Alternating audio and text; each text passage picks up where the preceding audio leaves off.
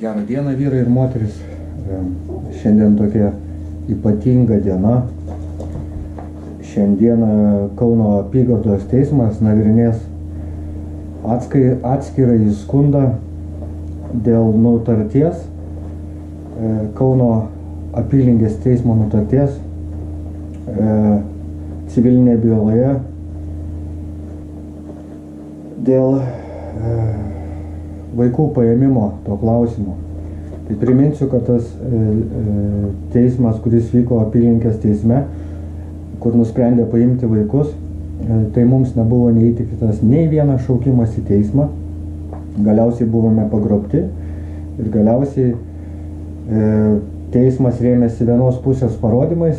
Ta prasme, jie pasitarė ir nusprendė, kad reikia paimti vaikus, neišklausė visiškai kitos pusės. Ir šiandien lygiai 14 valandą, nagrinėjant rašytinio proceso tvarka, bylą nagrinės teisėja Laima Kriaučiūnaitė. Tai va tikimės, kad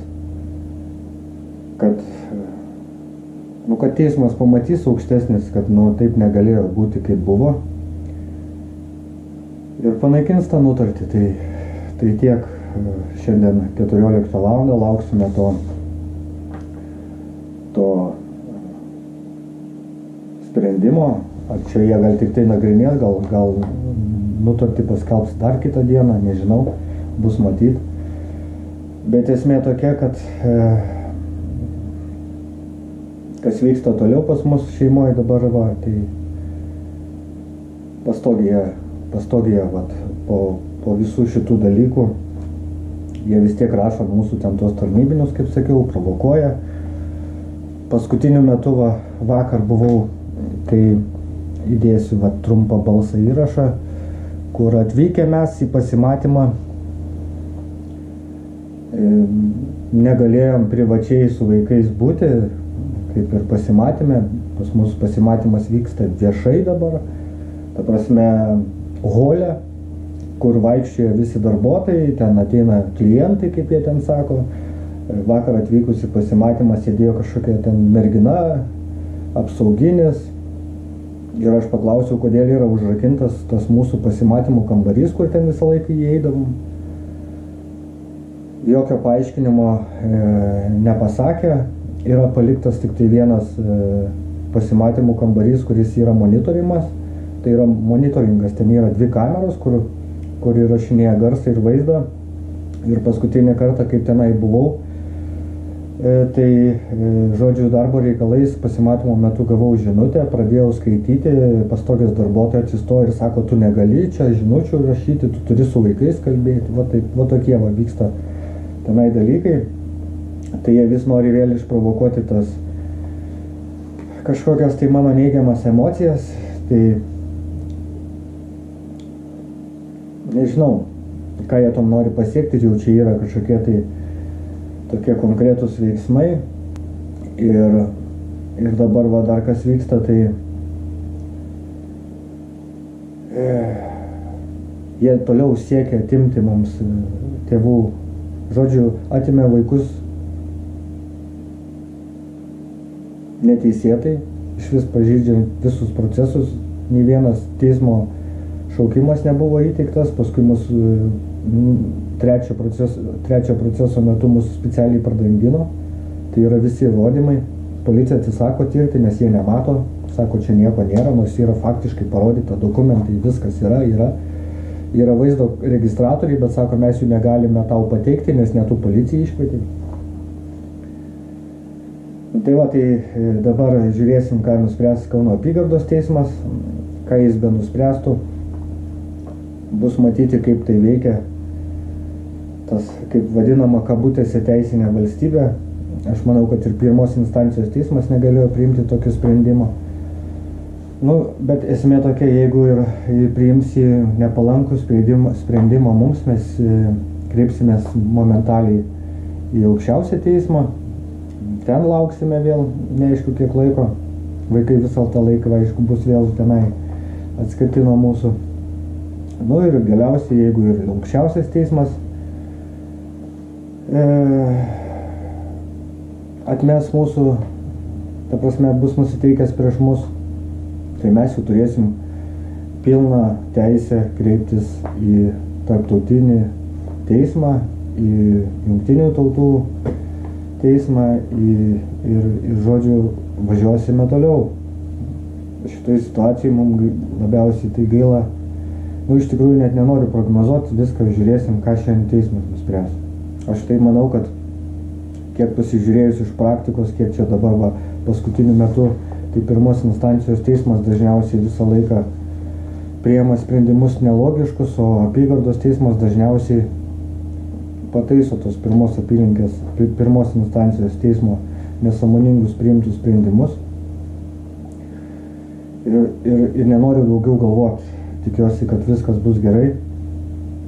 Bet jie dabar taip sudėlioja visas šitas situacijas, kad jeigu ir teismas panaikins šitą nutartį, jie gali mums vaikų negrąžinti.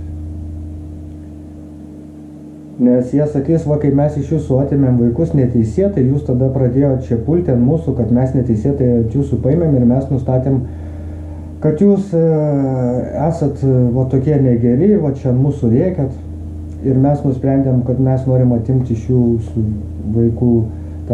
vaikus visam laikui. Tai va, tai procesas vyksta toksai, dabar vyko tas, kaip vadinamas, kaip Vilnius sakė, jūs turite sutikti, nes kitaip vaikų neatgausit. Tai mes sutikome, kad jie įvertintų mūsų šeimos situaciją. Tai žodžiu, atėjo čia namo, įvertino viskas čia gerai, nėra prie ko prisikabinti. Paskui buvo tas posėdis, kur atėjo tas pats Aidukas, kuris teisme tenai visą tą įsėdėsi į mane žiūri, jisai juokiasi, šaiposi, provokuoja psichologiškai, va taip, va. Nu ir tenai paskui jie ten prirašė, kad ten įvyko, kad jie ten rekomendacijas ten įvertino, kad mums reikia eiti 10 kartų pas psichologus. Ten dar kažką, į žodžių parašė klaidą, kad aš atsisakau priimti tas paslaugas, tai dabar prašo pataisyti, pasirašyti, sakau, jūs iš vis per naują darykite tą posėdį, nes, kaip numato, turi dalyvauti ir vaikai būti apklausti. Jie sako, per 3 dienas nuo posėdžio, kuris vyko praeito mėnesio 28 dieną, per 3 dienas turėjo vaikų teisės specialistai vaikus apklausti. Nei vieno vaiko nieks nebuvo apklausęs. Nieks ten nieko neklausinėjo, niekas ten niekam neįdomu. Kaip žinom, ta Didžbalienė pasikėlė karjeros laiptais per tą būtent kėdžių bylą, tapo vaikų čia tą prieglaudos direktorė ir toliau dirba, bendradarbiauja su ta pačia Vizbavičiūtė, ar kaip ten vaikų teisių skyriaus vedėja Kauno miesto. Tai va, tai žodžiu, toksai šiandien pranešimas, laukiame naujienų.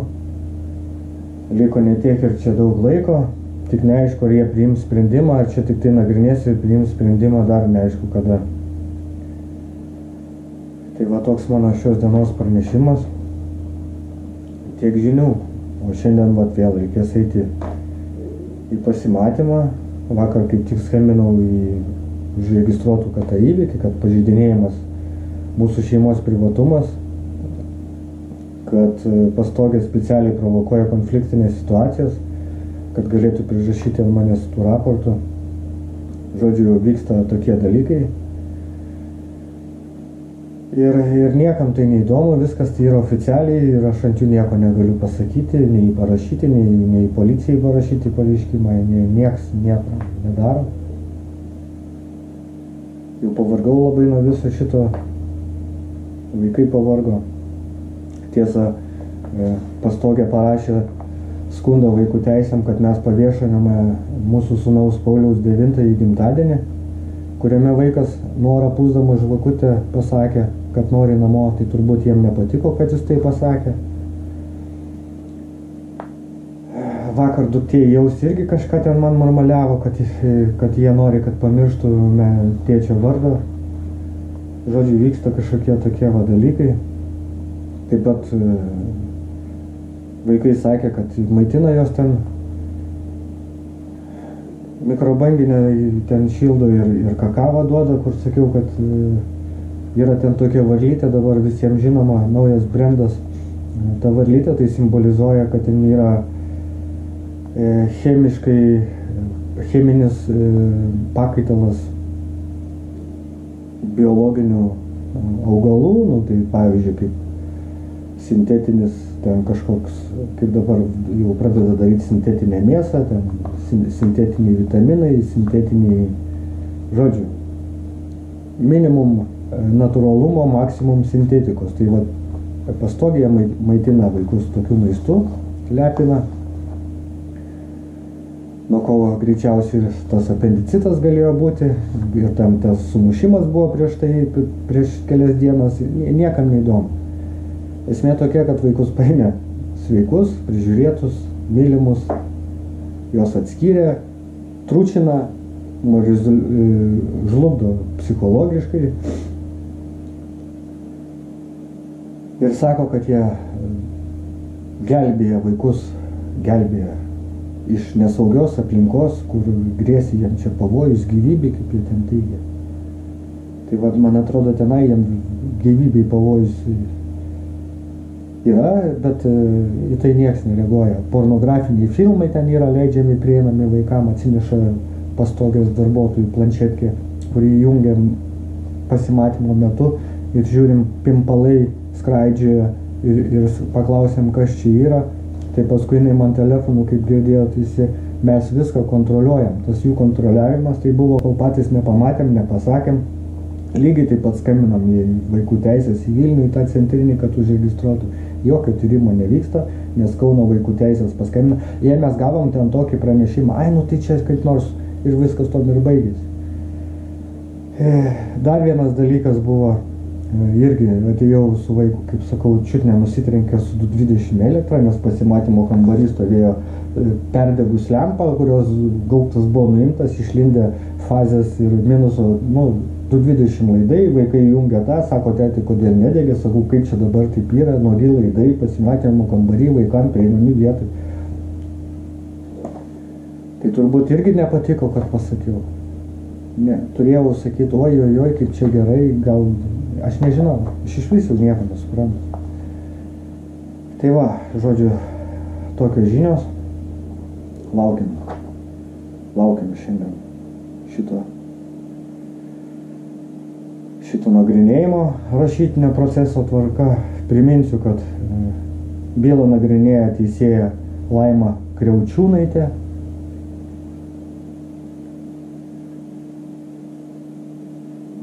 Ir tikimės geriausio, tikimės ne geriausio, tikimės teisingumo. Šia tik teisingumas, jeigu viskas būtų pagal viską, kaip sakyti, teisę, tai to net nebūtų buvę. To net nebūtų teleidę ir... Nu, bet žiūrėsim. Tai va, tai tiek šiandien trumpas pranešimas. Lauksime žinių. Aišku, laikraščiai greičiau parašys, negu aš pats sužinosiu, nes jie tenai turbūt, kaip sakyt, turi atskirą kažkokį tai informacijos šaltinį. Tai tiek, o ką daugiau, daugiau nieko. Laukiam toliau, jeigu atmes, rašysim toliau, vėl vargsim toliau. Bandysim neišprotėti ir tikiuosi vaikai neišprotės. Nu, bet tik tikėtis ir belieka, nes daugiau nieko nebelieka. Daryti nieko negalime.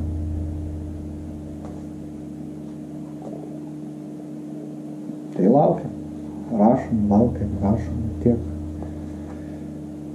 Viso gero, iki